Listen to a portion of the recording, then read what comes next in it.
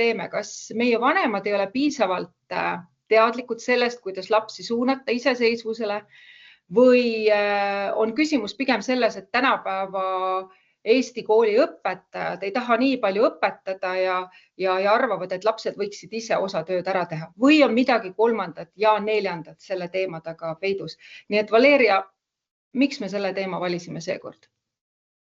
Nii, tere õhtust. Kõigepealt siis täpsustan, et Valeria Luigesoo nüüdseks, et heal lapsel ikka mitu nime. Aga selle teema me valisime sellepärast, et koolis aina enam me näeme, et lastelt nõuab kogu haridussüsteem väga palju iseseisvust. Et kui põhikool kestab 9 aastat, sealt tuleb edasi gümnaasium, tihtipeale tuleb edasi ülikool ja see iseseisvus tahab väga ära kaduda ja üldse mitte halvaga, et vanemad ei oskaks või ei tahaks midagi teha, aga sellise kiire elutempo juures tihti need pisikesed mõtted, mis võib-olla last rohkem toetaksid, eriti tänapäeva muutuvas ühiskonnas, kus lapsed on teistsugused, õpetajad on teistsugused, kogu haridussüsteem on pidevas muutuses. Et ma arvan, et täna õhtul siin te saate väga palju asju, mida te juba teate, aga tegelikult ka äkki mõne uue nipi või triki, mille peale lihtsalt varasemalt ei ole tulnudki, et mis võiks last aina rohkem toetada. Mida rohkem muutub kool, seda rohkem peab muutuma tihtipeale kahjuks ka kodu, et haridussüsteem on ju pidevas muutuses ja nii me katsume kaasas püsida, nii õpetajad, õpilased kui ka kodud. Aga ma siis teen algust. Ma loodan, Kerli, et ma vastasin su küsimusele. Ja sa vastasid väga hästi minu küsimusele ja tõepoolest liigume selle sinu näpunäidete juurde. Jah, et mina siis keskendun täna just selle õppimise poole peale ja kuidas sellest noorest inimesest kujundada õppijat, kes tahab ise õppida ja kes mõtestab enda õppimist. Et tegelikult see iseseisvus ju hakkab meil kujunema juba lasteaias. Et kõik enda järelmänguasjade ärakoristamine, kas või ise lasteaeda minemine, see kõik muudabki last iseseisvaks. Ma ei saa täna seda sõna öelda. Ennastjuhtivaks, võtame selle sõna. Ennastjuhtivaks. Aga lapsed on ju väga targad ja kavalad ja ikka juhtub see ühel hetkel, et see mina ise, mina tahan, mina otsustan, kaob aina rohkem ära, sest palju mugavam on ju see, kui täiskasvanu teeb eest ära ja ise ei pea midagi tegema. Ja see on täiesti normaalne, see on täiesti inimlik, ma ütleksin isegi. Ja siis võib hakata hästi palju tulema seda sisse, et ma ei oska, mis sest, et tegelikult need oskused on tihtipeale olemas, aga mugavam on neid mitte ise rakendada, vaid lasta teistel see ära teha. Aga ennast juhtiva õppija puhul, kui me hakkame nüüd vaatama järjest, et kuidas seda õppijat kujundada, on hästi olulised 2 mõtet, on eakohane ja jõukohane vastutus. Et kuna ma olen hariduselt eripedagoog, siis kogu aeg ma hoian ikka endal tagamõttes seda, et üks on asi, mida üks 8-aastane või 9-aastane või ka 15-aastane peaks oskama. Teine asi on see, mis on tegelikult talle tol hetkel jõukohane ja ma alati proovin lähtuda sellest jõukohasest, sest sealt me saame liikuda edasi. Lapsele vastutuse jagamisel peabki alati mõtlema sellele. Kui me oleme näiteks olukorras, kus on 6. klassi õpilane, kes ei ole piisavalt iseseisvunud, siis ei saagi talle päeva pealt anda asju, mida teevad näiteks 2. ja 6. klassi õpilased. Me peame vaatama seda, et mida ta praegu teeb ise ning hakkama sealt väikeste sammudega edasi liikuma.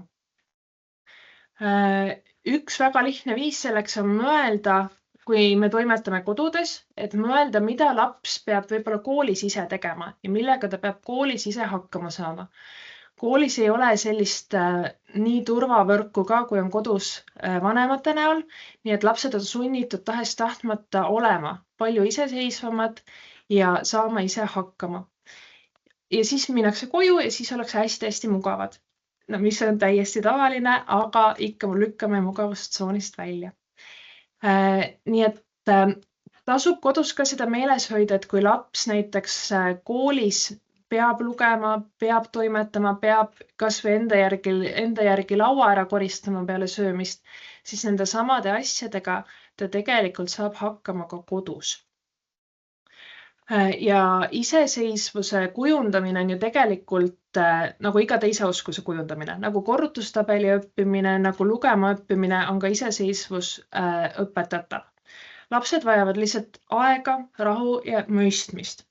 Mida vastutustundlikumalt ja usaldusväärsemalt laps käitub, seda rohkem me saame ka anda talle vastutust ja iseseisvust, mida nad tegelikult, eriti teismeeas, hakkavad aina rohkem soovima. Aga hästi oluline on ka see, et laps teaks, et alati ükskõik mis ka juhtuks, on lapsevanem tal seal selja taga olemas, et see annab selle kindluse ja turvatunde, et ma võin proovida, ma võin katsetada, aga ma võin ka eksida, sellepärast et mul on tegelikult vanem, kes tuleb ja aitab mind. Ja ikka iga uue asja õppimisel on väga oluline aeg mõttevahetuseks ja tagasisideks ja arutlemiseks, kuidas midagi uut teha. Ka enda koolikoti pakkimine on alguses uus. Peab jääma piisavalt aega, et seda arutleda laps ja vanem või laps ja täiskasvanu. Kui seda teha niimoodi räuhti, tee nüüd ära, hopsti, see tekitab taaskord väga palju ärevust, sest ma olen uues võõras situatsioonis ja ma ei tea, kuidas sellega toime tulla. Ja seda suurenenud ärevust tekitab ka nüüd liiga suur vastutus. Et kui me räägime vastutusest ja toimetamisest, siis see peab olema tasakaalus lapse võimetega alati. Et kui me näiteks anname lapsele kohustuse, et sina pead nüüd kõik enda kodused tööd ise ära õppima ja see on sinu enda asi ja me ei vaata koos neid üle ja kui sa küsid ka abi, siis ma ei aita sind. Lapse ärevus tõuseb väga kõrgele ja seejärel laps ei saa mitte midagi uut õppida. Ükski inimene ei saa õppida, kui ta on ärevuses, kui ta on hästi stressis, hästi pinges. Et sellepärast ma ikka rõhun sellele, et hästi pisikeste sammudega. Ja kui laps ka on või nooruk tundub väga-väga iseseisev, ta saab kõigega ise hakkama, ma ei pea üldse temaga tegelema, talle meeldib üksi mängida, talle meeldib kõike üksi teha, siis mõnikord lihtsalt inimesed ei näita välja, et nad vajavad seda tuge ja abi, aga inimene on sotsiaalne loom, ta alati tahab seda tuge ja abi sinna kõrvale saada. Et kui on antud lapsele näiteks olukord ette elus, kus ta peab kõik 3 toidukorda iseendale muretsema ja iseendale valmistama. Jah, ta saab sellega hakkama, aga see pinge, mis tema sees kujuneb, see on lapse jaoks liiga palju. See on tihti ka täiskasvanu jaoks liiga palju 3 toidukorda endale muretseda. Et pidevalt peab olema see vanem või see täiskasvanu kõrval, kelle poole ta teab, et ta saab alati pöörduda.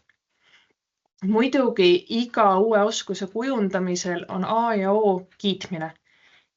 Kiitke söögi alla ja söögi peale. Iga kord, kui on midagi õnnestunud või ka siis, kui me oleme proovinud midagi uut, siis alati käib sellega kaasas kiitus. Super, et sa proovisid, super, et sa üritasid, ma olen nii uhke su üle, et sa täna juba pooled asjad said ise endale koolikotti, et sa täna proovisid ise juba raamatut lugeda. See on miski, mis motiveerib. Samamoodi nagu see motiveerib täiskasvanut. Kõik räägivad kogu aeg, et tööl võiks mind rohkem kiita. Koolis võiks rohkem kiita. Samamoodi me väga-väga tahame ju kõik seda kiitust oma kõige kallimatelt inimestelt, oma vanematelt. Et ärge unustage kiita. Mõnikord meie jaoks osad asjad ongi elementaarsed. Et see on tavaline, et laps teeb ise oma kodused tööd ära, aga alati see väärib kiitust. Aga mul siin kiituse järel on kohe siuke hästi tore punkt, tagajärjed ja vastutus. Et kõikides lastes kasvavad ühel hetkel väga tublid täiskasvanud ja täiskasvanutena me teame väga hästi, et kui me jätame midagi tegemata, siis sellele tulevad tagajärjed ja et me vastutame igapäevaselt mingite asjade eest. Ja samamoodi nagu täiskasvanud käivad igapäevaselt tööl, siis lapse töö ongi ju koolis käimine. Siin on tal väga palju vastutust ja ongi tagajärgi. Ja ma alati julgustan vanemaid jälle lükkama natukene oma lapsi mugavustsoonist välja ja lasta tunda tagajärge ja lasta kanda lapsel natukene ka ise vastutust. See on hästi õhkõrn piir, millel mängida, aga see on oluline mäng sellegi poolest. Et ma soovitan, et tasub mõelda, kas see tagajärg mõjutab lapse tulevikku nüüd kardinaalselt. Et kas on oluline, et vanem sekkuks või on see koht, kus laps võiks natukene kogeda omal nahal, et mis juhtub, kui ma ei tee mingeid asju ära. Mis on minu vastutus selles õppeprotsessis? Näiteks, kui lapse kohustus on võtta kaasa enda liikumisõpetuse või kehalise kasvatuse riided, mida ta kategooriliselt keeldub tegemast, peab tooma ema-isa selle kooli järgi, siis võib öelda, et nii, mina enam ei too, see on sinu asi, kott on sul pakitud, võtad selle hommikul kaasa. Ja kui ta ei võta, siis ongi kehalise kasvatuse riided kodus. Aga lapsed peavad õppima seda, et alati ei saa keegi neid päästa, et mõnikord nad peavad võtma enda vastutuse enda tegude eest. Muidugi on siin erandeid. Kui on erivajadusest tulenevad raskused, te teate oma lapsi väga hästi ise, mis neid kuidas mõjutab. Aga üldiselt ma ikkagi soovitan lasta natukene sellist karmi armastust tunda, et laps õpiks, et ma pean mõtlema kaasa. Ja tagajärje juhtumisel, näiteks kui tuleb 2 või tuleb märkus, et riided olid kodus, ei pea vanem kohe ise sekkuma. Näiteks kui Mari saab koolis 2, sellepärast et kohustuslik kirjandus oli lugemata, siis ei ole mõistlik, et Mari ema kirjutab õpetajale ja palub kergemat raamatut või loeb raamatu ise näiteks Marile kodus ette. Et sellisel juhul ma soovitaksin jälle mõelda, kuidas laps selle ise ära teeb. Näiteks istuda lapsega koos kodus maha, rääkida, et näe, vaata, sinul jäi praegu raamat lugemata. See on vaja läbi lugeda, sellest me ei pääse. Ja teha koos graafik. Et iga päev loed 10 lehekülge, ema tuletab vahepeal kodus meelde, kuule loe. Et see on selline jagatud vastutus. Natukene teeb ema, toetab seda protsessi, aga lõppkohustus jääb ikkagi lapsele see raamat päriselt läbi lugeda.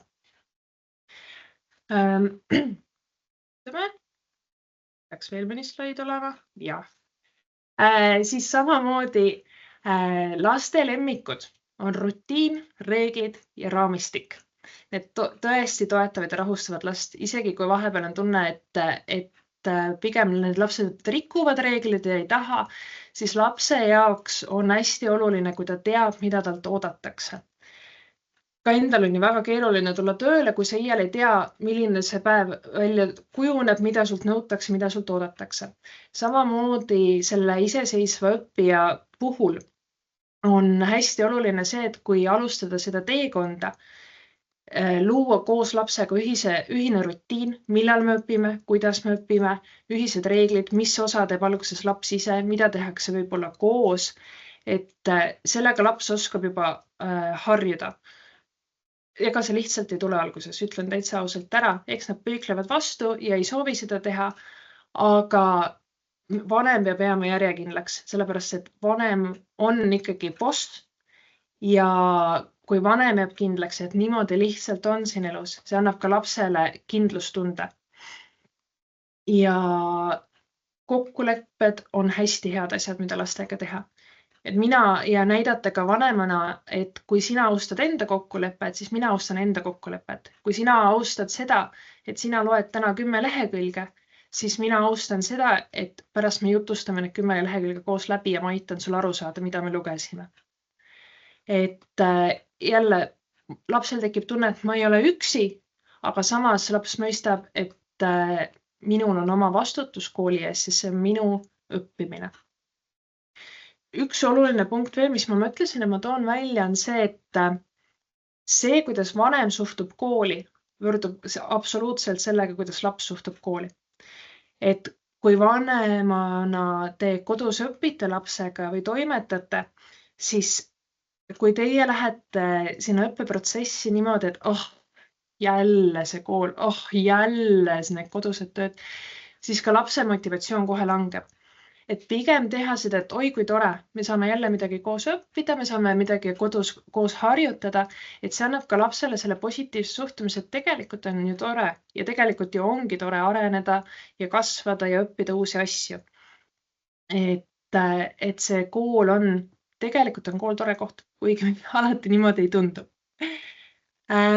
Siis veel on siin järjest hästi palju nippetrikke pandud, mis veel aitab lapsi hästi palju, et kui alguses alustada selle õppimisprotsessiga, et laps lõpuks õpiks ise ja juhiks enda õppetööd ise ja mõtleks selle kõik läbi, see on hästi keeruline. Laps ei ole harjunud õppima. Meie oleme kõik oma koolid läbi teinud, juba teame, mida see endast kujutab. Lapse jaoks on see kõik väga uus. Hästi hea on lasta lapsel läbi rääkida, mida ta nüüd tegema hakkab. Istutagi koos maha ja lasta lapsel oma sõnadega rääkida. Et võtan täna mulle matemaatikas õppida, võtan välja õpiku ja vihiku, vaatan stuudiumist, mis mul seal teha oli, panen pealkirja, lahendan ära, näitan emale. Et see aitab ajul aru saada, mis ma tegema pean. Aga see aitab ka lapsel mõtestada enda õppimist palju paremini. Ja siis ma panen siia lõppu veel, et me kiidame. Iga asi, mis on lapse jaoks raske, see vajab eriti palju kiitust ja tähelepanu. Ja siis ma mõtlesin, et väga palju on neid lapsi, kes keelduvadki koostööst ja seda enam tundub see iseseisev õppimine ääretult raske, ääretult keeruline. Et need on ju kõik toredad ja head nipid, aga ma tean, et kui mu laps ütleb mulle kodus ei ja ma ei tee ja läheb minema, et mida siis teha? No kõige olulisem on saada ikka esialgu kas või enda kõrvale ja koos toimetama, kahekesi rahulikult ja kui alguses teebki ema poole tööst ära, siis teebki või isa. Aga sealt me hakkame ikka last õpetama aina kaugemale. Koolist ta peab kogu aeg õppima, küll ta õpib kodus ka. Ma tõin siia praegu niisuguse samm-sammulise näite, et ma alati ütlen, et jagame ülesande väiksemateks osadeks ja etappideks. Et see tekitab, mõnikord laps ei saa arugi, kui palju ta ise areneb, aga meie näeme neid edusamme. Et kui meil esialgu on näiteks laps, kes loeb ette ainult tööjuhendi ja vanemaga koos lahendatakse, siis järgmisena, kui see on juba sisse treenitud, siis laps loeb ette tööjuhendi ja selgitab ka, mida ta tegema peab ja siis lahendatakse koos vanaemaga. Siis loeb laps ette tööjuhendi, selgitab ja proovib alustada ise. See ei tähenda, et ta teeb selle ise ära. See tähendab seda, et võib-olla ta loeb sealt ainult esimese lause, kui on näiteks mingi lünktekst või mingi arvutamisülesande. Ta ainult alustab, aga vanem on kõrval. Siis me alustame ise ja äkki me jõuame nii kaugele, et laps küsib ise vanemalt, kui ta abi vajab.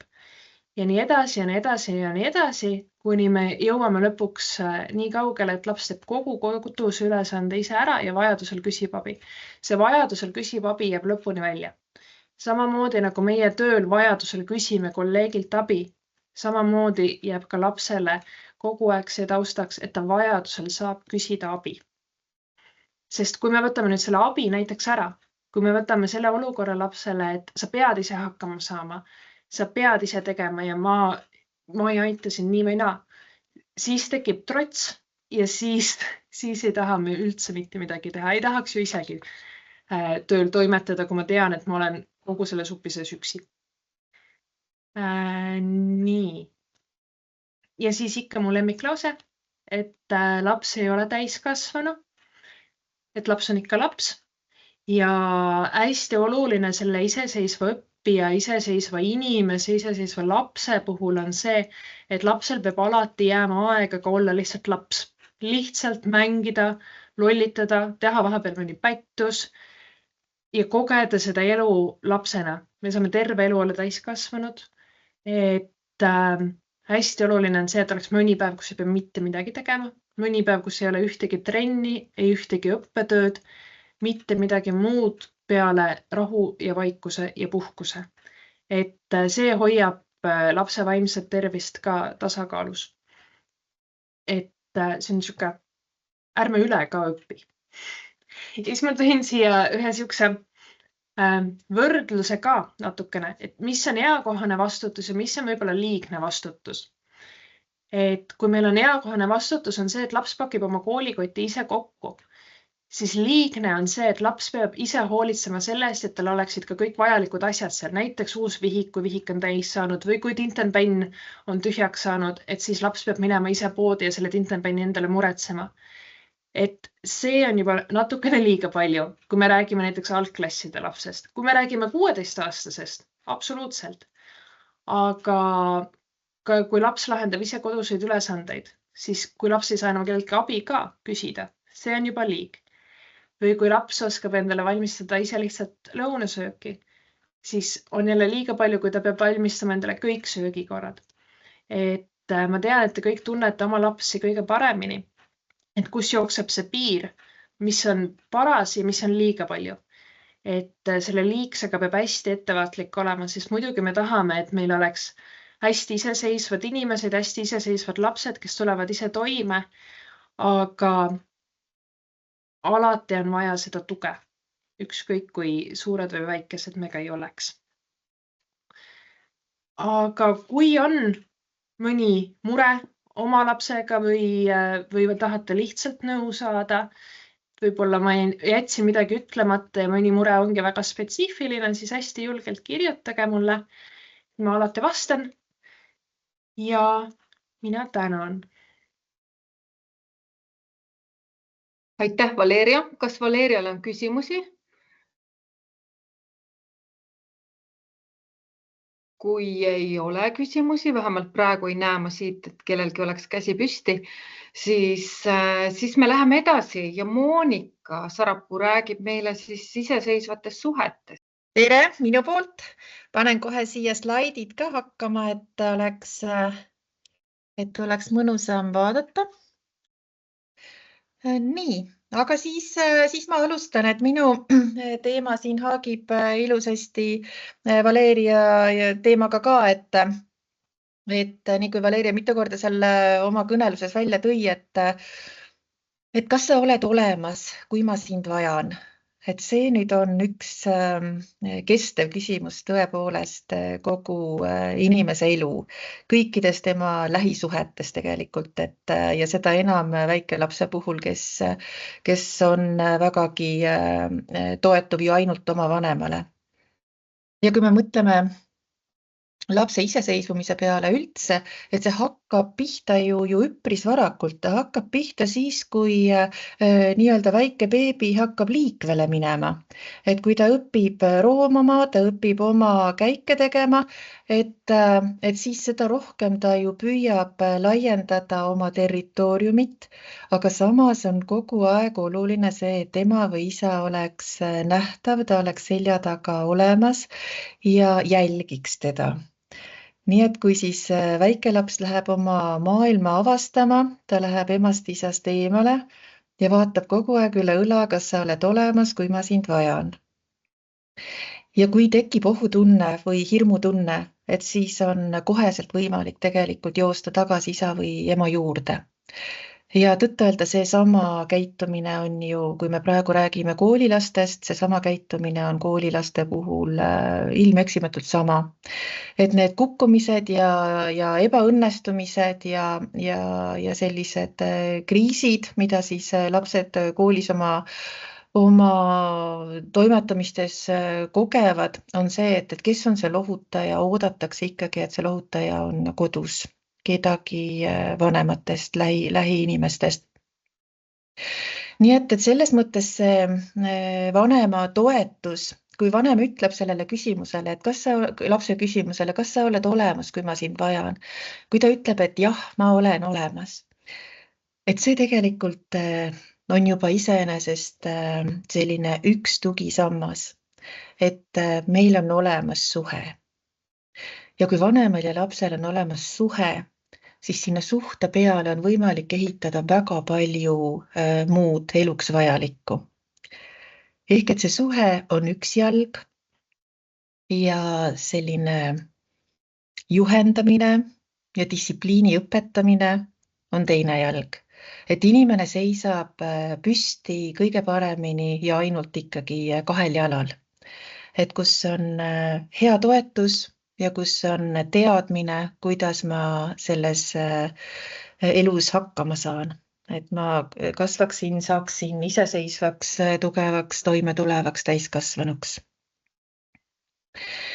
Ja ma panin järgmisele slaidile nii, et ma panin siia mõned reeglistiku, et mida siis iseenesest algklassi lapse puhul, missugused need kodused reeglid võiksid olla. Ma just tõingi välja kodureeglid, et kuidas kodu saaks omalt poolt siis last nii-öelda toetada reeglitega, sest reeglid on ju tegelikult ju toetamiseks, et mis võiksid olla tegelikult läbimõeldud igas peres. Ja kõige alus muidugi, et laps üldse õppetööga soovib tegeleda, on see, et haridus on tähtsustatud.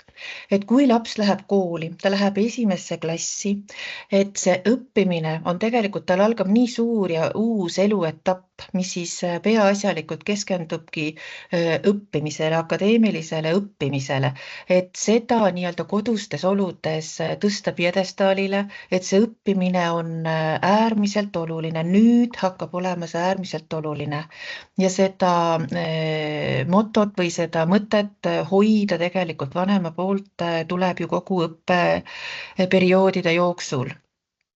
Ja võimalikult kiiresti esimeste asjadena panna paika ka see, et millal tehakse koolitööd, missugune see vaba aeg, millal algab vaba aeg, millal on õppeaeg, et see peab olema reguleeritud igas kodus ja hästi paika panevalt koos lapsega. Sest ilma lapse kaasamiseta, olgugi, et ta võib olla väike laps, on tal väga ebamugav reegleid järgida ja ta hakkab nende vastu kergemini protesteerima. Ja see õpiaeg, õpikoht, kus on õppimise laud, millal on õppimise aeg, kas pärast koju tulemist, kas on mingid võimalused veel, mis laps teeb enne ja kokku leppida ka, et ta oma kooliasjad paneb ise valmis.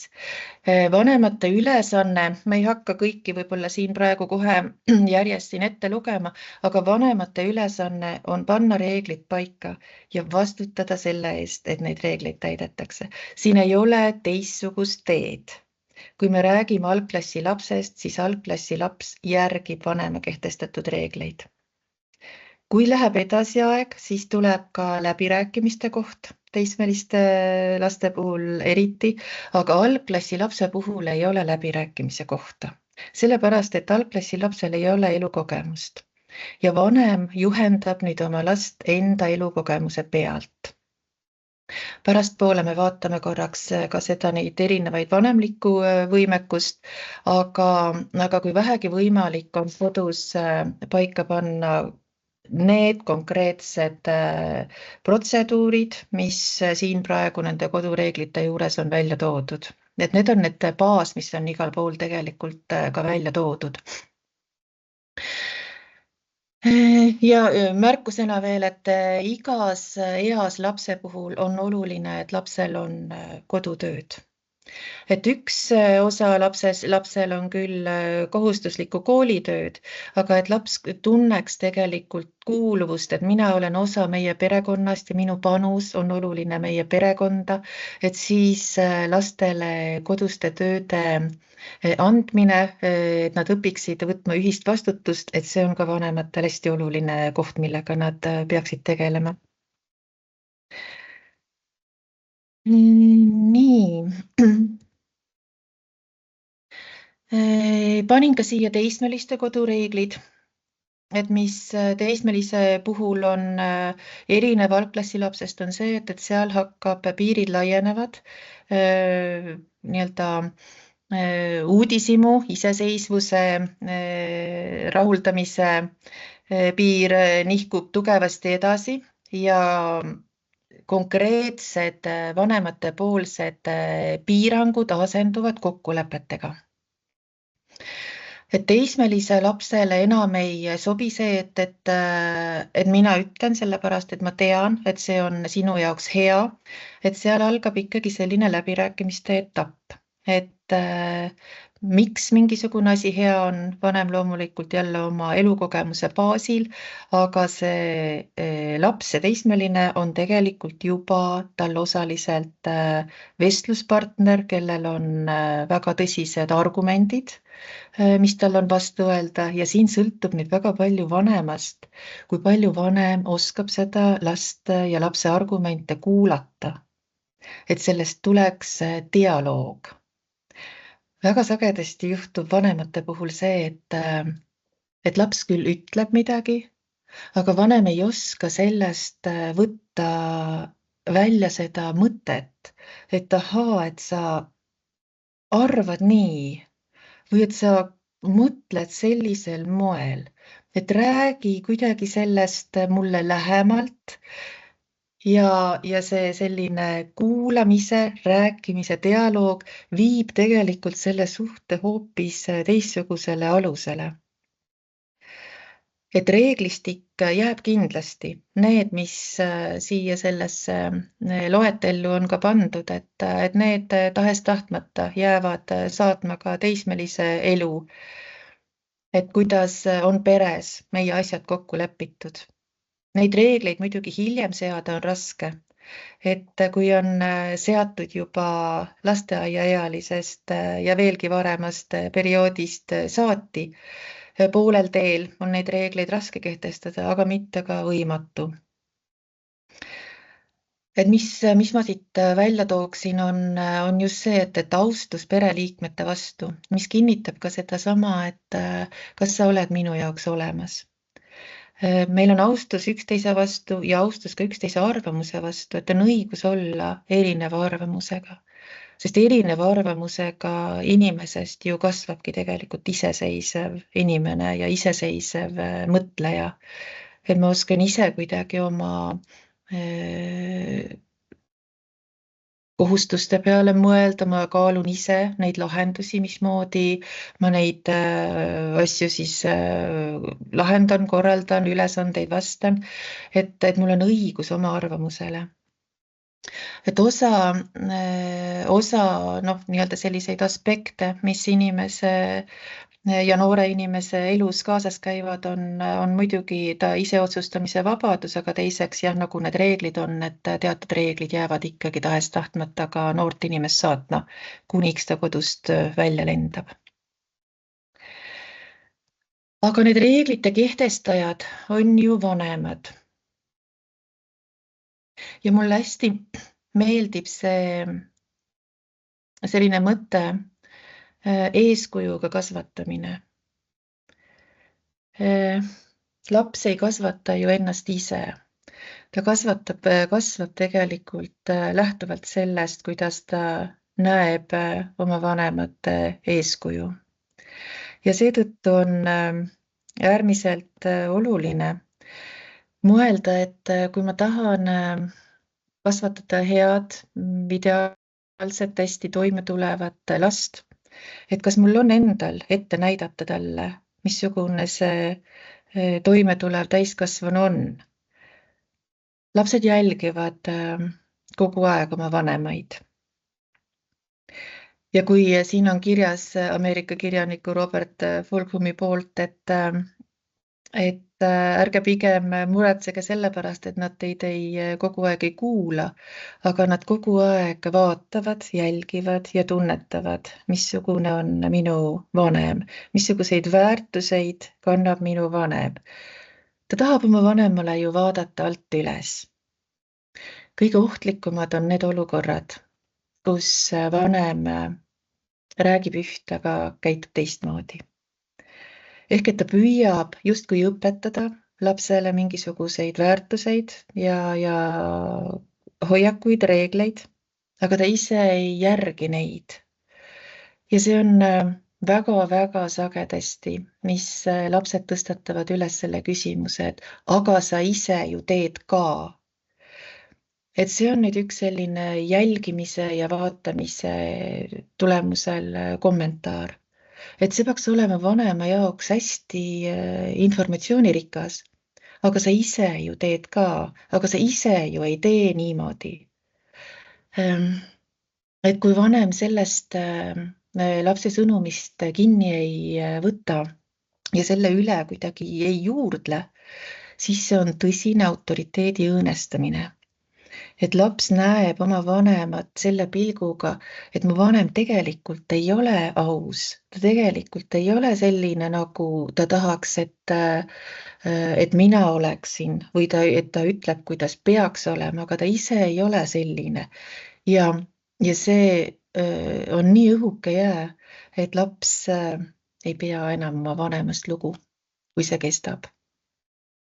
Sest see lihtsalt muutub, lapsed on äärmiselt õiglusjanulised ja see muutub lapse jaoks nii ebaõiglaseks. Et eeskuju koha pealt vanemate juhendamine, et tule minu järgi, käi minu järgi, et vaata minu pealt, kuidas suhelda, kuidas sõpradega rääkida, kuidas konflikte lahendada, et laps õpib oma ümber olevatest suhetest. Nii koolis, kodus kui ka tegelikult koolis. Ta õpib ju ka õpetajast. Et kuidas õpetaja temaga räägib, kuidas õpetaja teda juhendab. Et kas õpetaja on sellise hoiakuga, et ma olen sinu jaoks kogu aeg olemas. Või pigemini õpetaja on selline võimupositsioonil ja ütleb, et mina ütlen, ja sina pead tegema. Et on ka nagu igasuguseid olukordi, et igal juhul laps jälgib pidevalt ja kui ta läheb konflikti, kui ta hakkab konflikti täiskasvanuga, siis on väga sageli, et ta läheb konflikti õiglustunde pealt. Et seal ei ole nii-öelda nagu vanemal palju süüdistada last, vaid pigemini see, et kas ma ise olen teinud midagi sellist, mis annab põhjuse lapsel ärevuse ja konflikti tõusmiseks. Ja lapse iseseisvuse takistajad. Ma panin siia nüüd ühe loetelu. Vanemad ei saa sageli aru, et nad kasutavad kasvatusmeetodeid, mis tegelikult loodetud tulemuse asemel ei anna seda oodatud tulemust. Nad on siis vanema kõrge autoritaarsus, vanema liigne järeleandlikkus, vanema osavõtmatus ja vanema üle hoolitsemine. Ma arvan, et see vanema kõrge autoritaarsus on paljudele tuttav, sellepärast, et sellise kõrge autoritaarsusega noori kasvatati väga pikalt põlvkondade viisi, et kus ainult vanemal on tõde ja nii-öelda kasvatusviis on karistamine. Neid selliseid iseseisvust takistavaid käitumismetoodika kasutajaid ei ole palju. Neid on kuskil arvatakse, et on 1/3 vanematest, et 2/3 vanematest on siiski või isegi rohkem, on need, kes toetavad ja hoiavad oma lapsi väga hästi. Aga just need mingisugune vanemate osa, kes ei suuda oma last vajalikul viisil toetada, on alati ja ka õpetajad koolis seisavad silmitsi nende lastega, kes on just nimelt nende samade vanemate poolt juhendatud. Et see vanema kõrge autoritaarsus loob lapsele keerulise kasvukeskkonna iseseisvuse koha pealt just selles, et vanem ei usu lapsesse. Ta ütleb, kuidas laps käituma peab, lapse küsimustele, et miks mingisuguseid asju tuleb teha. Vanem vastab, et sest mina ütlen nii. Ja pigem selline küsimusi esitamata lapse poolt toimub siis lapse kasvatamine. Ja sellises perekonnas kasvav laps, tema selline iseotsustamise vabadus on piiratud ja tema selline vastutustundlikkus on pigemini suunatud hirmust vanema karistuse ees. Ta teeb oma asjad ära, ta teeb väga korralikult isegi ära, ta püüab ära parandada oma hinded, et mitte ei läheks see informatsioon tema vanemale. Ta just nagu näiliselt on iseseisev, näiliselt ta on väga püüdlik ja väga tubli, aga tegelikult seal taga on hirm, et ta kardab oma vanema reaktsiooni eest, et kui ta kukub läbi mingisugustes situatsioonides, mis eeldab, et ta saab nendega hakkama. Et vanema lootus on see, et kasvatada ju täpselt samamoodi endaga hakkama saavat ja toime tulevat last, aga pigemini see meetod on see ajend, kuidas laps oma iseseisvust siis püüab saavutada, on hirm vanema karistuse ees. Ja teine vanema kasvatusmetoodika on siis, kui on liigne järeleandlikkus. Vanem on lapse jaoks olemas, vanem on kohal, ta aitab, toetab last igal, tunnustab, julgustab igal viisil. Aga ta ei ole võimeline seadma lapsele reegleid, sellepärast et reeglid on järjekindlad, reeglitest peab olema järjekindel, aga sedasorti vanem, ta ei taha, et lapsel tuleks taluda ebamugavust. Ta tahab, et lapsel oleks hea.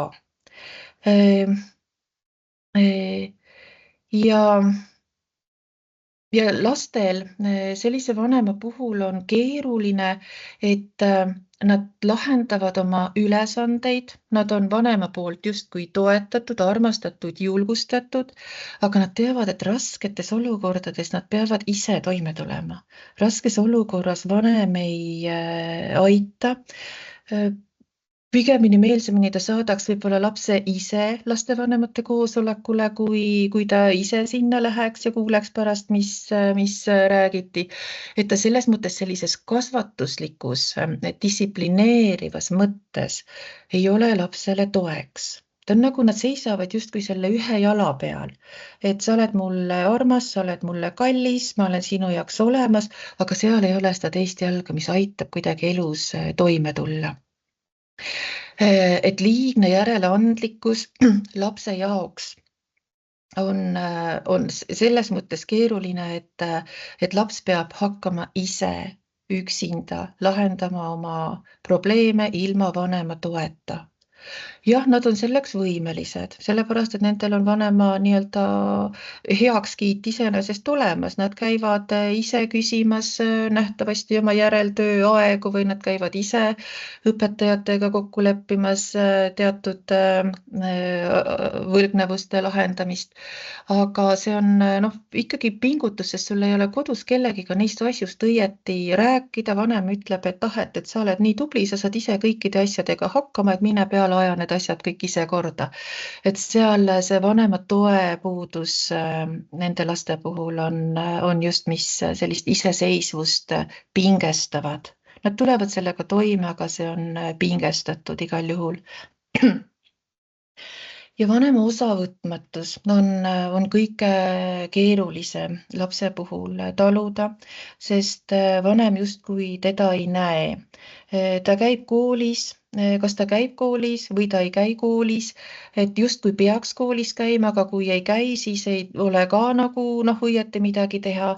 Et sellel lapsel on nüüd iseseisvuse kujunemisega ja iseseisvuse tekkimisega tegelikult tõsised raskused. Ehk et tema iseseisvus praktiliselt jääb välja arendamata. ja vanem on emotsionaalselt distantseeritud, tal ei ole juhendeid, tal ei ole piire lapsele ja need lapsed vajavad oma piire väga tugevasti ja on suur oht tegelikult, et nad võivad kalduda riskikäitumisele. Et nad leiavad väljastpoolt kodu, väljastpoolt kooli oma inimesed, kes suudavad piire kehtestada ja suudavad kuidagi panna reeglid paika, aga need ei ole enam need reeglid, mis aitaksid ühiskonnas hästi toime tulla. Need on teistsugused reeglid, nad on sellised grupireeglid, kambareeglid, et tegelikult kui vanem ei tunne huvi lapse kooli ka toimetuleku vastu, ta ei tunne huvi lapse isiku vastu, et siis on kõige suurem riskikoht. Ja kindlasti, millega puututakse ju palju kokku ka kooli poole pealt või kus ta rohkem võib-olla välja tuleb, on, kui vanem on lapse suhtes ülekaitsev. Ja vanem, ta püüab, see tahe on hea, ta püüab lapse eest asju otsustada, et laps ei peaks kannatama. Tal ei ole lapse toimetulekusse usku ja pigem püüab ise ära otsustada asja.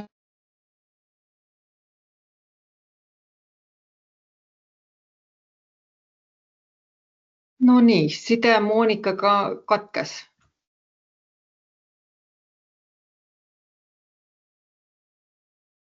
Korra proovime teada anda.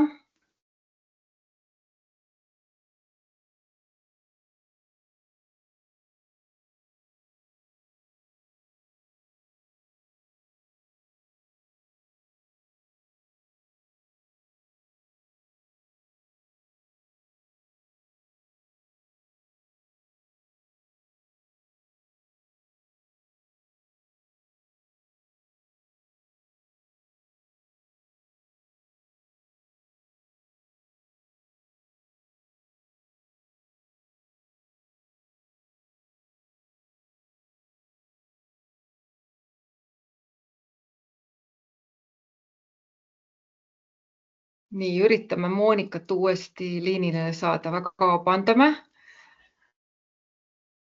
Kas ma olen tagasi?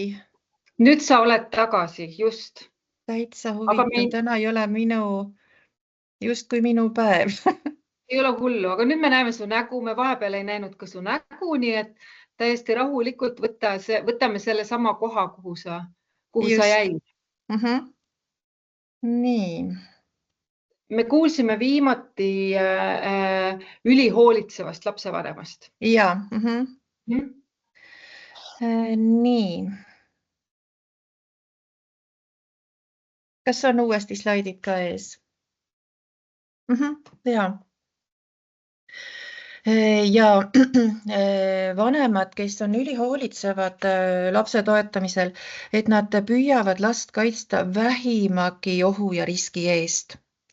Et maailm oleks justkui ohtlik ja see seab lapsele niivõrd keerulise ülesande, et kuidas tulla üldse edasi toime oma piiride katsetamisega, sest vanem ei julge last lubada.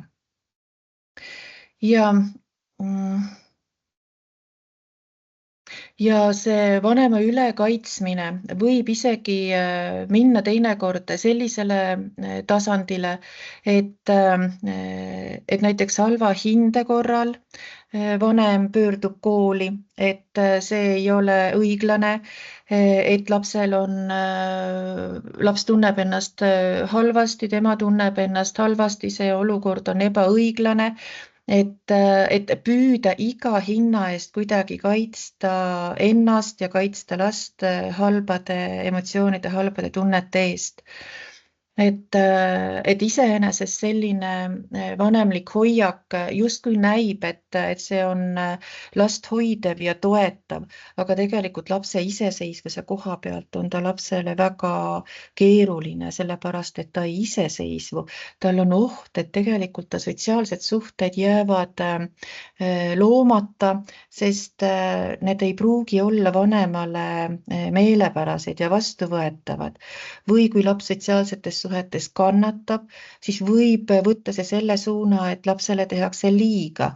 Ehk ülekaitstud peredes tulevad lapsed, nad kasvavad väga kergesti selliseks täiskasvanuks, et keegi teine on süüdi. Et see on väga suur riskikoht tegelikult, et kuidas rahustada neid ja lahendus on see, et kuidas rahustada neid ülehoolitsevaid, ülekaitsvaid vanemaid, et see ei ole tervenisti laste huvides. Et see on jah, selles mõttes muidugi pikk nagu töö ja pikk julgustamine ja uude suunda vaatamine, aga neid vanemaid kindlasti ka on, et kelle tõttu siis lapse iseseisvumine jääb selle tõttu viletsaks.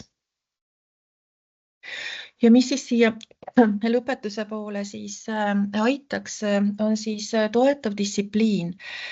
Et see, kui vanem on lapsega piire seadev, kui ta on teinekord isegi tõsine, kui ta on konkreetne, kui ta on autoriteetne, et see on lapsele hea. Et vanemaks olemine ei ole tegelikult selline võistlus, et kes on kõige parem vanem või kes on lapsele kõige suurem sõber. Vanem ei ole lapsele selles mõttes sõbra eest. Lapsel on omad sõbrad, vanemal on vanema roll.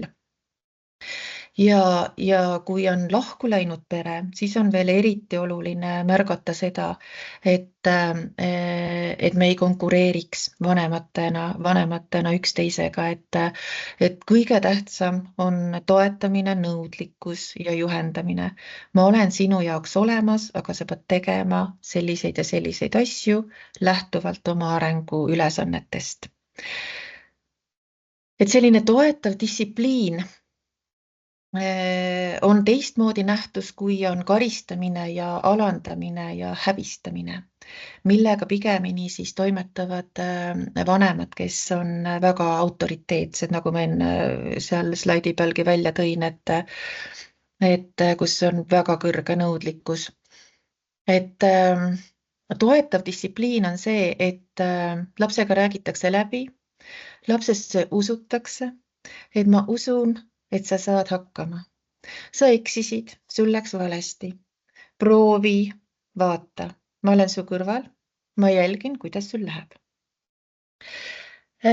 Isegi kui läheb teist või kolmandat korda, laps teab, et ta võib läbi kukkuda. Et see käib kaasas ja teda ei visata, teda ei heideta seetõttu välja. Ta ei, laste ja täiskasvanute üldse ka inimeste sotsiaalsete olendite kõige suurem hirm, et ma enam ei kuulu. Et ma ei kuulu kogukonda, ma ei kuulu perekonda, sellepärast, et ma olen loonud pettumuse. Et kui vanem suudab säilitada selle usu, rahumeelse usu, et siis tegelikult ka rahuneb selline mässav teismeline. Et nende selline põhiline moto on see, et sa ei usu minusse. Sa nagunii ei usu mind. Sa nagunii ei arva, et ma sellega hakkama saan. Et kui see vanem suudab jääda kahele jalale ja öelda, et tegelikult ma usun, ma nüüd usun, et lähme nüüd siit edasi. Et siis on võimalik see muutus ja see murrang.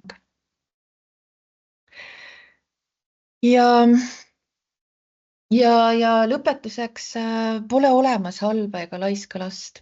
Ma panin selle kohe siia suurelt, sest ükski teaduslik termin ei tõlgenda, et on olemas halb inimene, halb laps või laisk laps.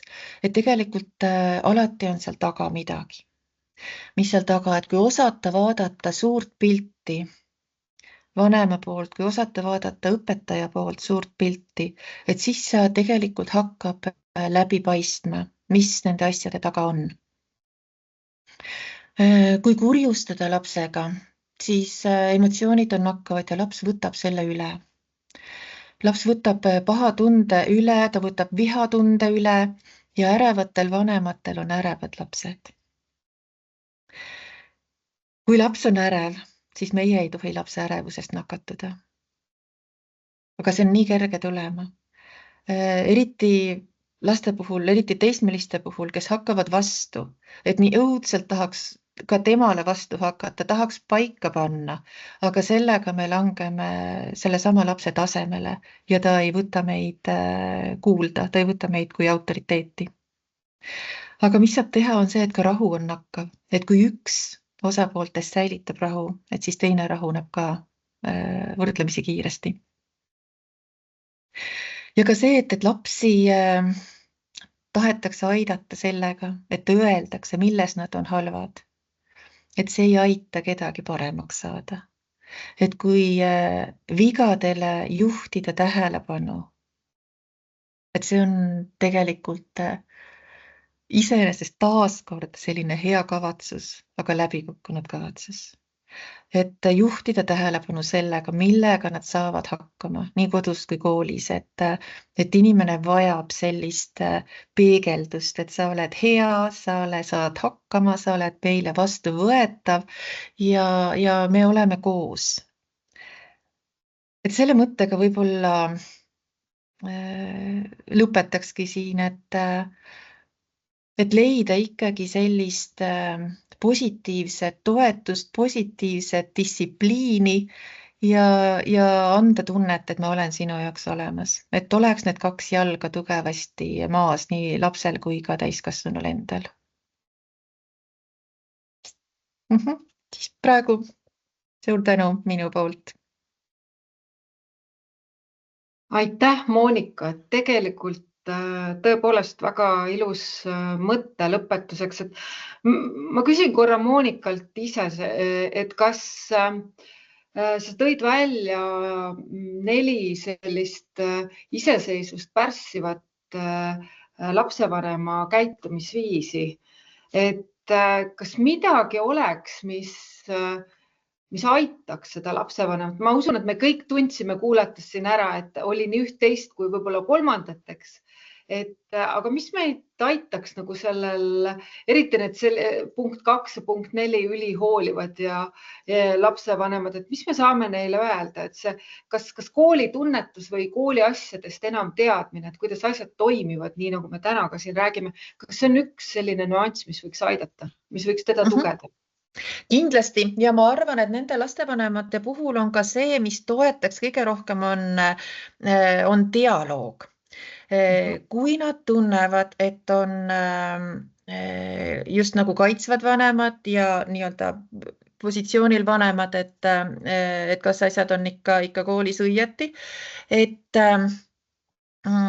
dialoog, et nad ei tajuks kuidagi süüdistamist. Et kui tuleb tunne, et mind lapsevanemana süüdistatakse või milleski kuidagi surutakse minu nii-öelda nagu isiksust ja lapsevanemlust maha, et siis tuleb konflikt. Et kuidas õppida pidama dialoogi, et need vanemad mõistaksid tegelikult seda, et on ka võimalik teistmoodi, aga see võti on kooli käes. Sellepärast, et vanemal endal ta ise ei märka seda. Nad ei märka, aga just see, et sellise rahumeelse läbirääkiva dialoogi pidamine ja kuidas taluda ära tegelikult see, et see vanema ärevus on nii kõrge ja see võibki tükk aega veel kesta, süüdistab, enne kui tegelikult vanem hakkab mõtlema, et tõesti, et äkki ma proovin teisiti või äkki ma olen natukene liiga kaitsval positsioonil või liiga ründaval positsioonil, et see on jah, pikk protsess. Aitäh. Kas on veel küsimusi praegu? Kui ei ole, siis mina igal juhul tänan kõiki neid, kes ette valmistasid, kõiki neid, kes tugesid ja aitasid ja ütlen veel korra, et see veebiseminar saab olema järele vaadatav kindlasti Nooruse Kooli YouTube'i lehel. Nii et mõne aja pärast ta seal kindlasti olema saab. Nii et mina soovin teile mõnusat Eesti Vabariigi sünnipäeva, mis on ju kohe-kohe ukse ees ja siis tulevad vastlad ja siis on kevad ka. Nii et igal juhul järgmiste toredate kohtumisteni Nooruse lainel. Aitäh!